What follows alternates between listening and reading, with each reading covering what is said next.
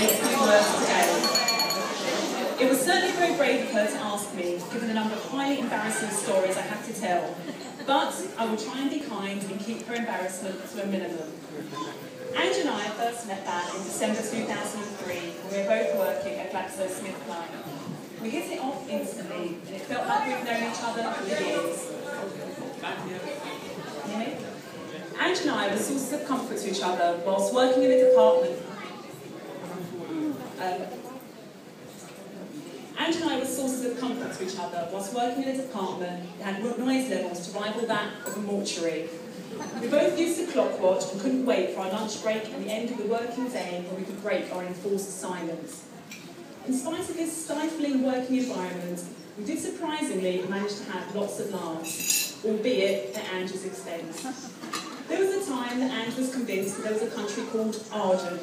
She hadn't realised Argent was actually an abbreviation of Argentina. Also, the occasion when Anj dropped a whole tray of coffee in the lift and panicked and fled the scene of the crime. I managed to convince her there were hidden cameras and that her P45 was likely to be on her desk at any moment, believing a flood of coffee in her wake. It's very fortunate, though, that there weren't any cameras, as Anj had choreographed a dance routine that she and I would perform in front of the mirrors when we were the only ones in there. It was not a pretty sight, I can assure you, but we might do it later on. Anj became something of a hit at our company Christmas parties. She thankfully managed to escape serious injury by being thrown literally around the dance floor and then falling down the stairs. So a warning for tonight, please make sure Anj doesn't have too many cocktails. Anj and I share a few guilty pleasures, with the exception of her obsession for George Michael. We both share a taste for fine dining at the exclusive Nando's restaurant and a love of classic cultural television in the form of the raincoat-wearing, cigar-puffing, shabby detective Columbo.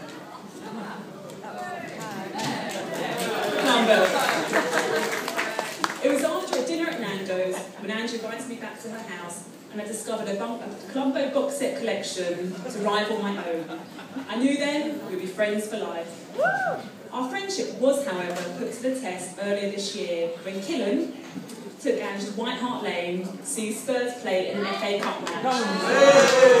It was the ultimate betrayal, given obviously that I'm an Arsenal fan. Anj even had the audacity to call me from the Spurs club shop and to tell me they sold toilet roll with the Arsenal badge on it. Thankfully, we've managed to move on from this unsavoury incident, and Anj assured me that Spurs was so awful, she won't be going again. Anyone that knows Anj will tell you what a fantastic friend she is. She's a great listener, loyal and supportive, and has a fantastic sense of fun. They will also tell you what a nightmare she is to make arrangements with. There was always a cousin's birthday or wedding to go to. So much so that I've even started using members of Anj's family as an excuse for when I don't want to go out. Anj has been a very supportive friend to me and always offered great advice.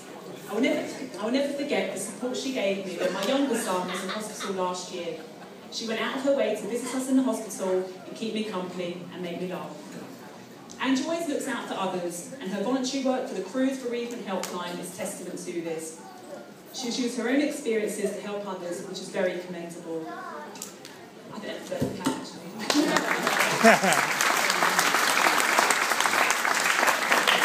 Her level of commitment was also shown when she was brave or mad enough to do a tandem skydive to raise money for them. I'm so pleased for Anj that she's met someone as lovely as Khilan, even if he is a Spurs fan. They make a wonderful couple, and his great sense of humour and fun makes him an ideal partner for Anj. I'm sure you'll agree they've both struck gold in finding each other, had to put an in cliche, and I wish them endless happiness in their married life. I now have the pleasure, it's enough of you, handing you over to Khilan's good friend, Ketan.